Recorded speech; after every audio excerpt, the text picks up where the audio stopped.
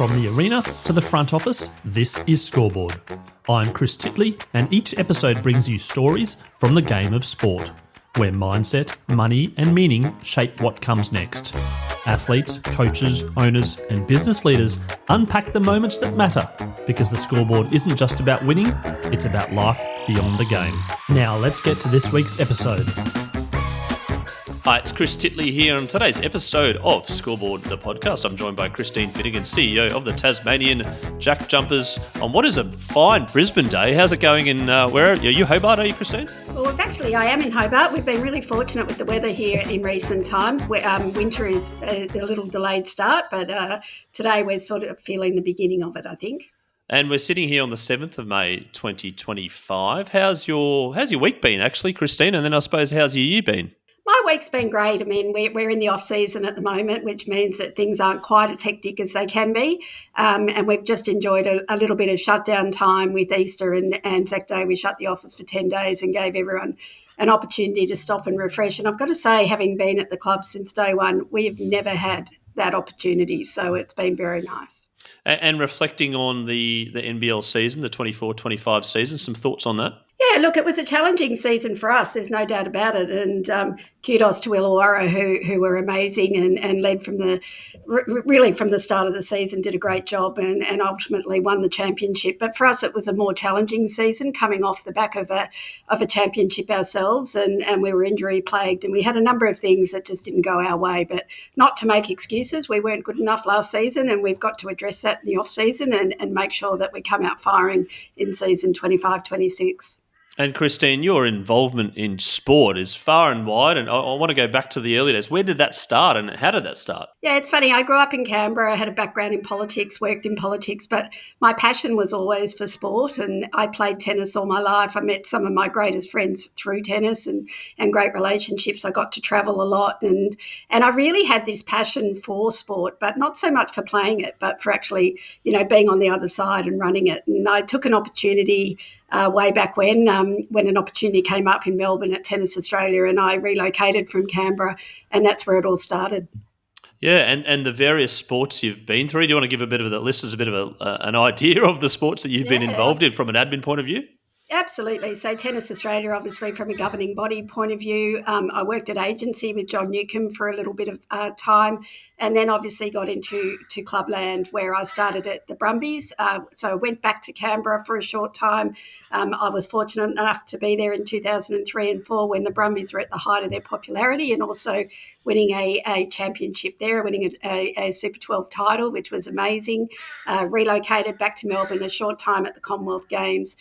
Melbourne Storm for 5, nearly 6 wonderful years, Melbourne Rebels, St Kilda Football Club, and now I've made my way here to Tasmania. So a very, very broad background, predominantly in the football codes, across 3 football codes, but it's been a wonderful, wonderful journey for me. Yeah, Christine, we actually had Pat Howard on the podcast yesterday. I was talking about the story of going down to the Brumbies and those sort of heydays in the early 2000s where it was an amateur game. And obviously at the time then it was I think it was 95 was the time when things started to move towards an amateur. Going back to your career, what was sport like back then? Yeah, obviously my time at the Brumbies was definitely professional. We had the likes of George Gregan in our team at the time. But, watching sport evolve has been really, and being part of the evolution of sport, has been quite amazing to watch. And it's become way less transactional, and it's a lot more about the engagement and the creation of community. And that really sits at the heart of who I am as a person. So I think as sport has evolved, it's really suited my personality to evolve with it. And Christine, the importance of grassroots, and we were just discussing around kids prior to this podcast around participation and kids wanting to get out there and play in sport. How important is that as a role as a CEO, and also how important is a club that you've seen for people to actually wanting to play the sport? Yeah, well, look, at its rawest form, and we can't deny the role that sport plays in physical and mental health of our young people. So very passionate about it from that point of view. But when you look at it through the lens of a club, it really is the beginning of your pipeline. The grassroots is absolutely where you start to engage with children and start to engage them in your brand. And here at the JackJumpers, we do that through a number of programs, mainly curriculum-based primary school programs. That then leads them into a pipeline of coming along to clinics clinics, and ultimately, if they can get a ticket, coming along to a game. Yeah, and membership seems to be a big thing as well in terms of the ability to go to games. And then there's things like price points, etc. Lots of different things you think about as a club. You must have lots of data, but how do you go about managing all of that? And I suppose where's the priorities? Is it getting people to the games, or is it members, or is it community? Lots of different things as a stakeholder. Yeah, look, we're a bit of a member-obsessed sporting nation, I've got to say, and coming out of the football codes, obviously your member number sort of signifies how strong or not you are as a club. I'd say the NBL is not as focused on membership. While that is really, really important to us, it's actually about growing the game through eyeballs, through, ticketing, and obviously membership plays into that. Here at the JackJumpers, we've actually got the problem of supply and demand. So, we've only got so many members that can actually access seats to our games. So we've had to think about how we grow our supporter base outside that traditional way of thinking. And it's not always about just buying a membership. It's about how we engage them through other products that we might put out into our community as a way of getting them to, I guess, interact with us. So look, from a membership point of view, we are doing well here. We've probably got, about 12,000 people that are registered for our game day product, anywhere from a 14-game to a 2-game product. We've got 4,000 people that are sitting on what we call a membership waiting list, waiting to get a game day membership. So there's lots of opportunity here to grow that.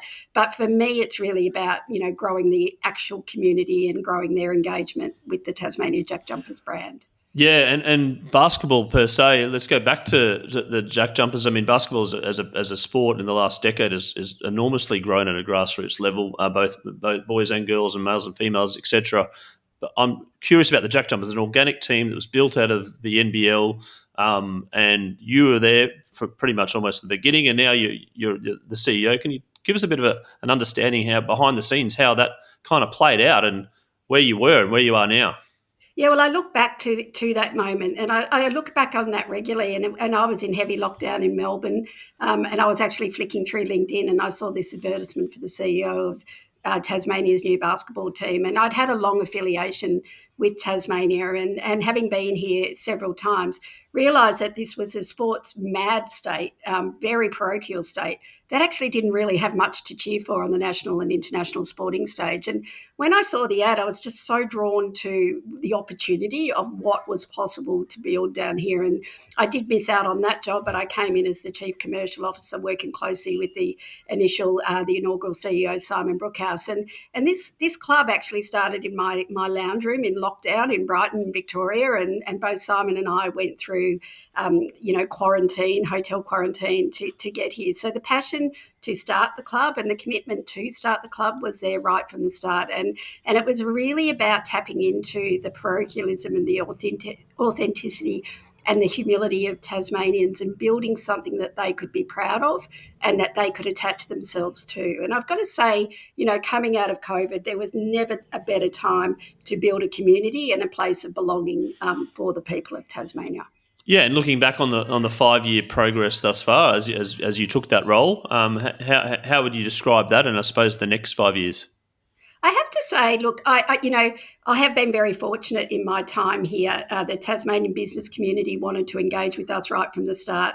As I said, there was a community of people that just wanted something to belong to, so the membership took off quickly. But what we got was a coach that really understands.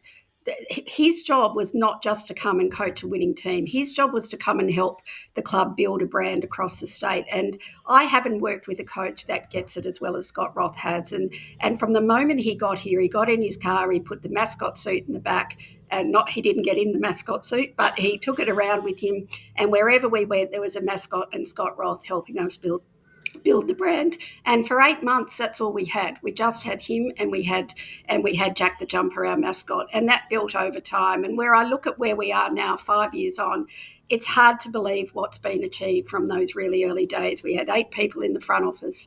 We had Scott and we had a mascot. And to see where we are today, we've got 50 plus staff. We've got an ever-growing front office. We've got an evolving high-performance team.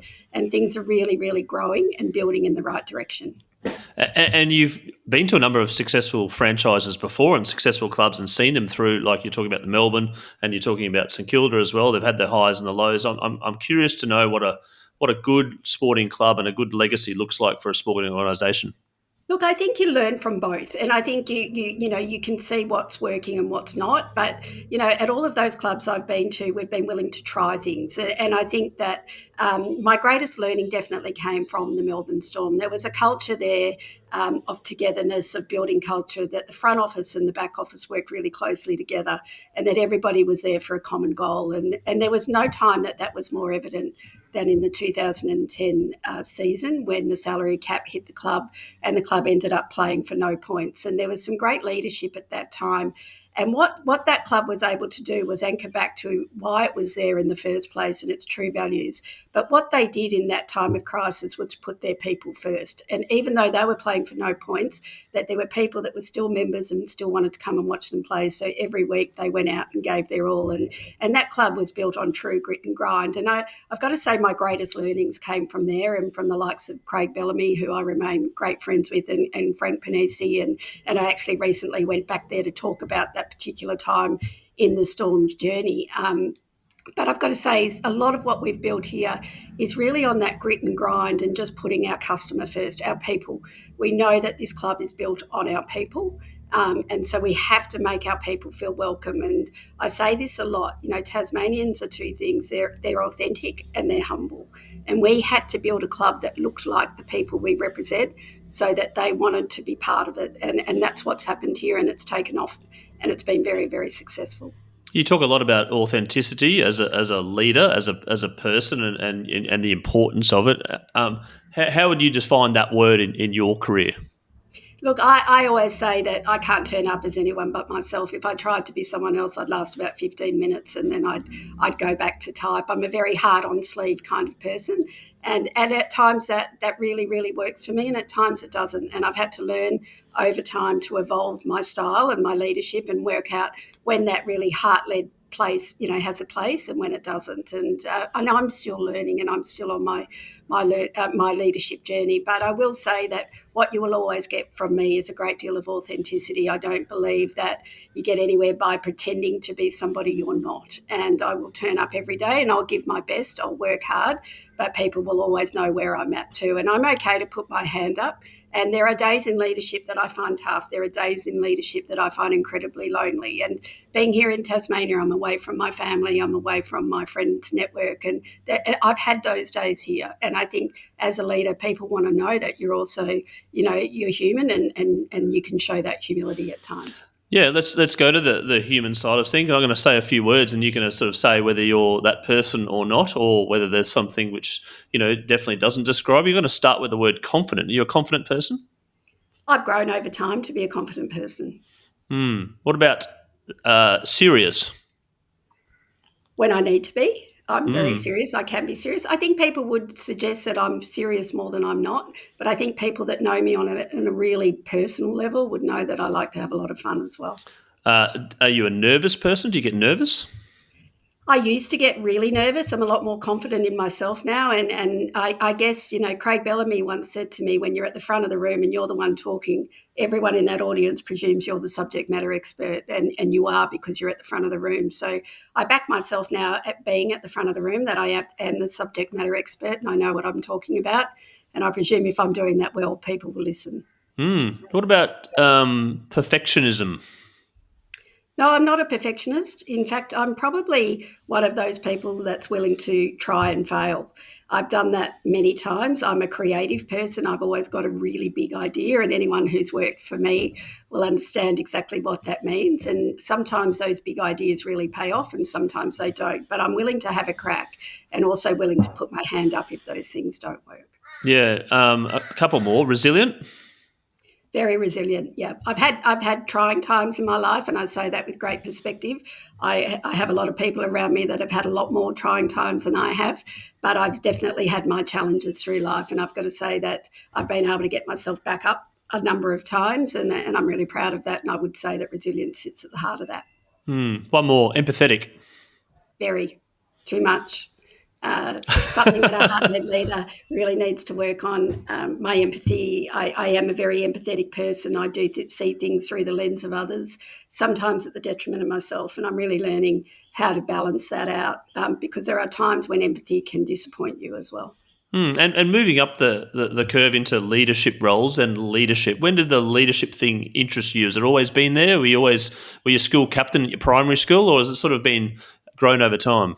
It's actually grown over time. It's a really funny thing. When I was younger and playing tennis, I was very, very competitive. And as I got older, but I was willing to sit back and let others run the show. But as I've got older, I've actually reversed that. I'm less competitive, but I very much want to be at the front and leading and offering an opinion. And I think that I can add value to a room. And I've got an innate sense of understanding what's going on in a room. And I think that I use that for good most of the time. I can read a room really well. I trust my intuition a lot, and I think all of that plays into leadership. And so that's been a natural progression and outcome for me. Yeah, and some characteristics of a leader, you would say that you need to adapt. Things change at a whim. There's some crises, etc. The Jack Jumpers itself have gone through a little bit of a change recently with an acquisition by a private equity group, which is probably, the whole of the club is probably quite unique in the sporting environment in Australia. Do you want to talk about that and what's that all about and how it's changing?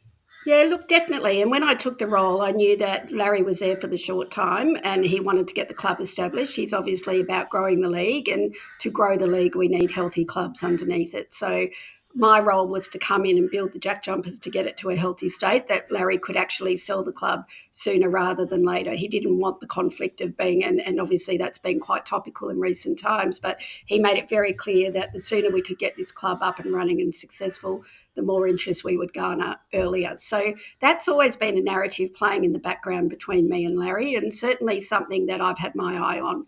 It's also been something I've been trying to shield the business from the whole time. So the sale of the club has been going on. I've been leading that process behind the scenes from a Tasmania JackJumpers point of view, certainly not from the negotiation point of view. But then obviously we've now got it to a point, it's sold into a private equity firm, the Altor Group.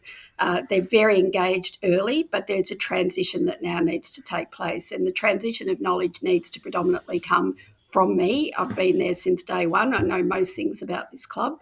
There's very few things that I'd probably have to consult a document or a spreadsheet to be able to answer a question. So they're relying heavily on me to help with that transition. I have to say, being part of it has been it's been a great learning curve for me, and Larry has been including me where he thinks it is appropriate along the process. And having been part of a sporting club acquisition now is something that I'm really proud of, and I'm actually very, very proud that there was so much interest in the club in terms of people wanting to purchase it. Yeah, it is quite unique, I'd imagine, in terms of a newish club being acquired by a whole 100%. And obviously, in the US, it's quite common, but then there's also partial stakes, and we've seen the rise of the content, the Instagram generation, etc. Something which is probably more prevalent than ever. How important is storytelling? How important is getting player awareness? People know the players' names. And I suppose being out in the community and showing different clips and virality of all this sort of stuff, which is, again, take it back 10 years, wasn't around. It's so interesting, storytelling is such a big part, but I don't think that I run a basketball club by any means. I run a place of belonging for the people of Tasmania, and something that's become so intensely important to the fabric of this place. So every time I make a decision, I do it through the lens of that. And every time we tell a story, it is through the lens of that. How does our community feel about that? And I can anchor back to the sale in that, how this club is so important to Tasmania. The narrative and the storytelling around that had to be, this will not affect the place that you love, the place that you belong to. Nothing will change. And it was really important to engage the Altor Group as well in that narrative. And they were very clear from the start. They weren't buying a club that was broken, which is a lot of the American model. They like to come in, they like to buy low, sell high. Well, absolutely, and I think they were buying a club that obviously is in profit. It's got a good cost base. It's obviously had some success on court, and it's an important part of the fabric of the community. So the Altor Group, when we were talking to them, was very very clear about the fact they didn't want to come in and change anything. And I think that we were able to bring that story to life as that transition took place, because that really would have affected the people that are really engaged with this club. So storytelling at the heart of everything, whether it's on, our wins, our losses, our community, is very much part of what this brand is built on. You touched on the win-losses there just in a second. When you watch the JackJumpers and they lose, how do you feel? How do you feel if they win? And do you watch every game and do you watch every sort of play that goes by, or are you sort of, again, overseeing everything? I've become way more emotional as the years have gone on about the wins and the losses, and I ride every moment of them. And we got ourselves into a little bit of a habit of winning in the last second of the game. And I did pull the coach aside and say, look, any danger, you could win by 10 points. And just relieve the fans' anxiety, right? I'm a Brisbane Lions fan, and like the last few years, is like, I think there's a few grey hairs here because of that as well, yeah. Well, everybody knows the first 3 quarters of a basketball game is 45 minutes, and the last minute of our games is usually 45 minutes as well. So, it's a long, drawn-out minute. We usually win by a small margin. The coach and I have had numerous conversations about this, and his answer to me is always, it's about the people, Finny. They've got to enjoy that. They've got to enjoy it to the very end. So a little bit of a cushion here and there would be very gratefully received. But at the moment, we do win, and that's, we do win a lot at home too, and that's through grit and grind. And this, I go back to our community, this sixth teammate we've got in the stands that really gets us over the line in those crucial moments and those crucial games. Yeah, I was chatting to Mal Watts from Brisbane about the game day experience and what he was trying to do in Brisbane and basing itself on the US, and basically almost saying, you just got to try it. You just got to go once, and then you're kind of hooked. I'm keen to understand your thoughts and theories around game day experience. Look, it's a sports and entertainment product, and so you have got the license to have fun there, and it's high octane entertainment, and it's full on, and it's not for everybody, and we try to cater for everybody at our games through noise, sensory, and all the rest of it, but we are willing to have a crack at the engagement that we have with our audience. And one thing that, there's been many great moments for me at this club, but one thing that never ceases to make me feel incredibly proud is those moments where we're throwing things out into the crowd and we see, hundreds of kids running around wanting to catch something and screaming and excitement. And, when you see that what the brand you represent has created that for the young children and the engagement that it creates, you can't be anything but proud. We don't always get it right, and that's okay. We'll have a crack and we try different things. Generally in those moments, we're working with partners as well. So we're trying to integrate their product into what we're doing. And I think that there's been nothing more successful than our integration of the Hungry Jacks partnership into our game day. It's become really synonymous with those free throws, and everybody gets right into it and right behind it. Yeah, there was a moment in the NBA last year I think it was with Wingstop, where the guy deliberately missed 2 free throws at the end of the game, basically because it was a terrible free throw shooter, but he got the crowd going. He's like, am I going to miss? They're like, miss, and he cheered and they sort of waved to them a little bit. It was right at it. It didn't matter the game. There was and whatnot, but it's kind of fun, this interaction. I'm also curious, like you mentioned feedback there, like the feedback you get from your fans, the feedback you get from management, stakeholders, a board, players, coaches, etc. How do you go with that? How do you filter it? And then again, I suppose to refine and improve. How do you learn from that? Well, I'm sure Larry Kesselman won't mind me saying this, but I see feedback as a gift, and it's lucky I do because Larry is very good at providing feedback, and that is whether it's positive or things that I can grow out of. But he has really helped me grow as a leader through feedback, and I've been really open to receiving that. So it started with Larry on a very one-on-one personal level, and now it's grown. I get my feedback from my board, I get it from my staff, and of course we get it from the people that come along to our games and are not shy in telling us how we're going. And look, I think, if people take the time to actually write to you or ring you to give you feedback, then you've got to take that as a positive because they actually think you're worth it. And so, even if we only get a minority of negative feedback around certain things that we do or partners we might engage with, I do try at a very personal level, and that's what Tasmania is built on. It's a very personal relationship to ring those people to explain why we've done things. And so, I do say feedback's a gift. It's a common phrase in our office that feedback is a gift, but it's a gift that only people that really care about you are willing to give you. And I think we should all we should all look at it that way. Did you take feedback early on in your career as a little bit personal? Definitely. And look, there are times that you still do. I mean, you can't avoid that. And it also depends on the way feedback is delivered. And over time, what I've realised with Larry particularly, that he employs a lot of people across 23 businesses. He's got probably around 20,000 staff. If he's going to take the time to sit down with me for an hour and talk to me about the things that he wants me to work on or improve on, then I need to be very, very grateful for that. But not only be grateful for it, take it away and do something with it. And I think that what Larry has been happy to see in our relationship is the fact that what he does tell me, I go away and I work on. And I think that's been the evolution of me potentially not getting the CEO in the first round and then evolving into that role over that time, was Larry being able to view the fact that the things he was telling me I needed to learn and grow in, I was actually actioning, and therefore the results came for me. We've talked about feedback, and we've talked about like the social media generation, but sometimes feedback and or criticism and or passion can go the wrong way and things can get a little bit ugly. And I still see players out there. I think Lachie Neale put a post out for the Lions even 2 weeks ago going that like we lost a game of footy, right? Stop saying some horrible, like really deep and meaningful, horrible things. I'm curious to know how you think about that and how you deal with it, and some of your players as well that might actually be attacked on social media. I think feedback from people you care about and feedback from people that are financially invested or invested in you in a consistent way is really important. That to me is not feedback. That is actually it's just not acceptable, and it's becoming worse and worse in this sphere. We've had players get death threats. We've had players' wives get death threats. We've had players' wives who are pregnant saying, "I wish your baby would die." Like, we've had terrible situations of personal safety that have evolved out of this social media landscape, and it's not good.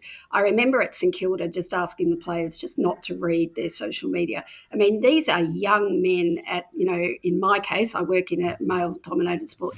They're young men. I have a 22-year-old son at home who I would hate to read stuff that people have written about him in that lens, and I would hate him to read that stuff about himself. And they're still, their minds are still growing and evolving, and I can't help but think that must shape them in some sort of negative way. So I agree with Lachie Neale. I agree with all of the people that are actually finally coming out and taking a stance on it. And we know Scott Roth did last year. He was quite vocal about the fact this just has to stop. It really is quite unsettling and quite unnerving for those young men and their families.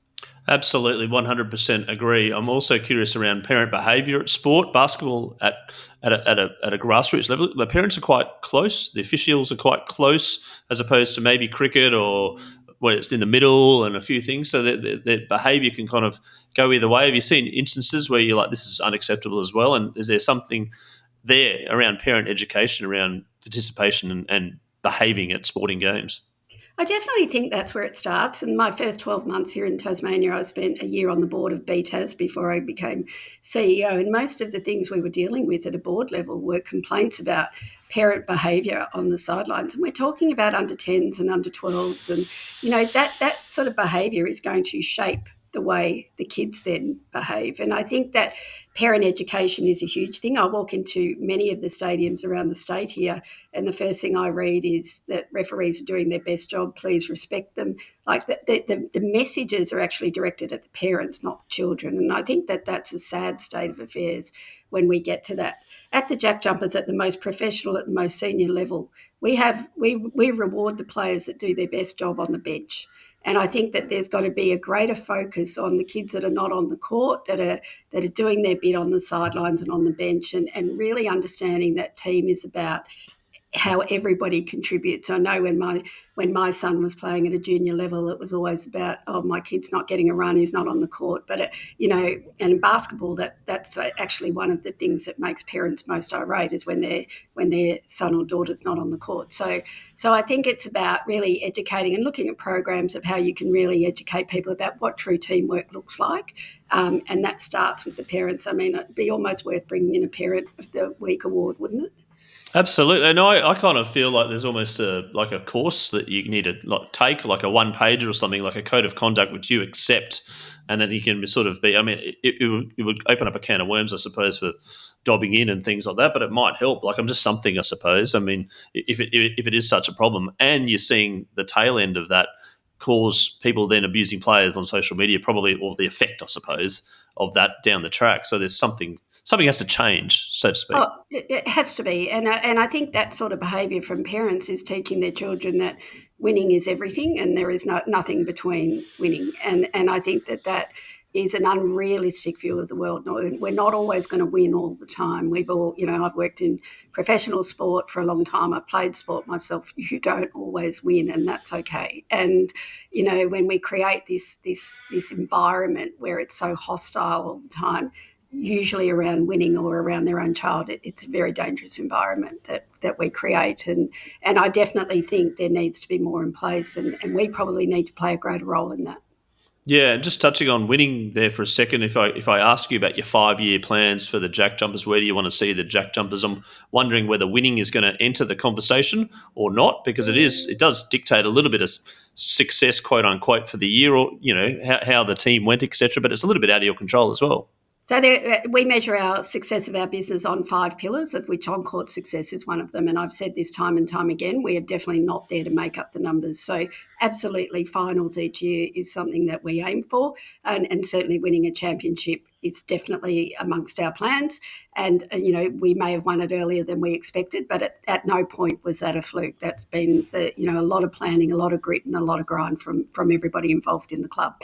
Our other success is also judged on our commercial sustainability and viability, our engagement with our community, how much we're going to grow the game of basketball, and how much players and staff want to be at our club. Are we a destination club? And when we measure ourselves on those 5 things at the end of every season, we mark ourselves out of 10 out of each of those things. There is no point winning a championship if we're losing $10 million a year and people hate coming to work. Equally, if we're making lots of money and we're not winning a championship, that's not success either. So success is when we are doing well across all 5 of those pillars. But of course, the hero, the public part of that is winning championships. Yep, and Christine, the Jack Jumpers are a men's team. There's a new ownership. We're talking about business for sport, new ownership of the WNBL. There's been some sort of understanding around what's happening for next season, but I'm curious to know about having a female team and expanding teams and expansion teams and the business of sport. There's no doubt, and I've been very public about the fact that I think Tasmania deserves a WNBL licence and a team in that competition. It certainly won't be for next season, but certainly for the season after. One thing we're very fortunate of here is that we've got government and I must say bipartisan support in politics here, that sport plays such an integral and important role for our young people. So they have been willing to fund the success of our men's team and have offered that for our women's team as well. So I can take to the WNBL a very robust license model that we will be able to sustain, financially sustain ourselves and be able to really put a team on the court that's competitive and equal to what we've been able to do in the men's game. So based on all of those things, my submission will be going to the WNBL by the end of this week, and I'll be hoping that we'll be awarded a licence for 26-27, and that will be another great thing for this state. We'll probably play our games predominantly up in the north and the northwest of the state, so that will make sure that basketball at the professional level is truly covering the state of Tasmania. Yeah, that's brilliant. Well, I look forward to some exciting news, hopefully, in the future. Christine, I'm going to a couple of questions I ask my guests. One is the scoreboard moment, which is a moment in your life which is pretty visual. You can remember it, and you're like, actually, forever I'll remember this moment because it kind of changed and altered my life. I'm interested to know what your scoreboard moment is. Look, I've had a few over my life, but it's hard to go past the moment where we won the championship in Game 5 in Melbourne. Not so much for what had just happened on the court, but the journey that it took to get to that place. And standing next to me was my 20-year-old at the time son, and I remember the elation in him and myself.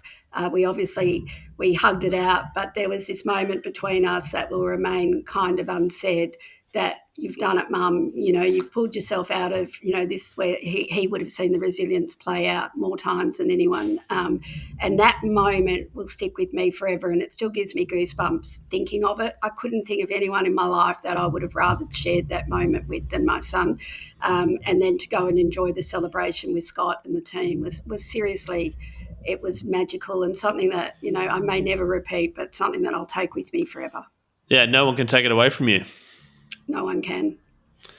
Your favourite all-time sporting moment, which may also be that moment, but I'm curious to know what if it is different, what if you've got one. I'd have to say, some of the time I think, that I spent at the Melbourne Storm and the championships that we won there. They're probably both.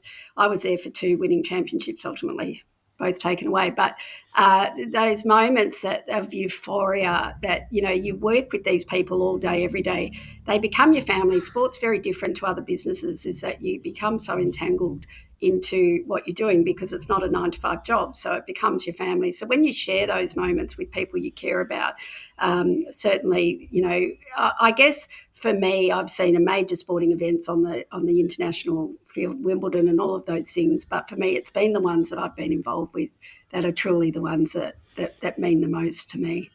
Christine, one final question, some advice for some younger people, potentially the Christine of young, who was like, okay, I love sport. This is awesome. I can see all the benefits. I can see the mental benefits, the physical benefits.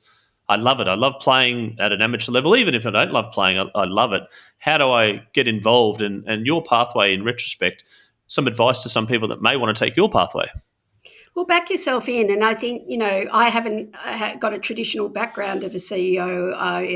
And certainly from a gender in male sports, there's still not a lot of women, at this level. So I've had to back myself in. I've had to put really good people around me, and I've had some great professional mentors around me, and they have predominantly been men, and I've been very lucky to have that. I've also got a great supporting network from friends and family that I lean into. So, I call it my personal board and my professional board, and those are the people that, can really help guide you through your careers, and you must use them and lean into them and be prepared to be vulnerable with them, and they will help you through your journey. The sporting landscape is changing and evolving in that we're running businesses. We're truly running businesses now. We're running businesses that need to engage from, as you've spoken about, storytelling, so from brand, from commercial, from high performance. There's so many elements to running a business now. So, when I get into work every day, I'm not really in the weeds of what's happening on the basketball court. I'm in the weeds of what's happening in our business. So if you truly love a wide range of things in your life and all those different elements and all those different pillars I spoke to, then this is a great career for you, and anyone can do that. You don't need to do that through the lens of gender. And I must say, one of the best relationships, one of the strongest relationships I have at this club is our coach, Scott Roth. Him and I work incredibly well together. There's a mutual respect there that can't even be measured. And I think that, back yourself in and who knows what's possible. Christine, are there any hacks or quotes or anything that you think that's an easy, quick fix and to be successful in businesses, like get a good sleep, or does Scott throw you quotes? Is the WhatsApp chat full of motivational inspiration, or is it cups of tea, don't have too much coffee? I woke up to a text from Scott yesterday, and he said I had to get the book called Let Them. I think is it Renee? Oh, reading. Okay. Yes. Yep, reading. So that. So a little bit more advanced to what I recommend to everyone, which is a beautiful Dr. Seuss book called Oh, the Places You Will Go, and it will allow you to take all different turns in your life. You won't always get it right, but it'll, it's up to you how you get back up from that and get back on the right track. So no particular quote, but I guess the end of that book says, "You kid, you will succeed 98.75% guaranteed." And I backed it in, and I love that. That's awesome. The children's book, I've got one called Odd Dog Out too, which most people should read, and I think everyone should. There was a David Williams movie recently, which I watched as well, which was about the dad becoming a billionaire but then losing all his mates. I can't remember what it's called, but every kid should watch that as well. But Christine, thank you so much for being part of Scoreboard, the podcast today. I really do appreciate sharing your journey and your journey more recently with the JackJumpers to the success that they saw on the court and also success they're seeing off the court and for the next chapter under the new ownership. And I wish you well and looking forward to following the progress and supporting the JackJumpers as well. Thank you very much, Chris. I really appreciate having a chat with you.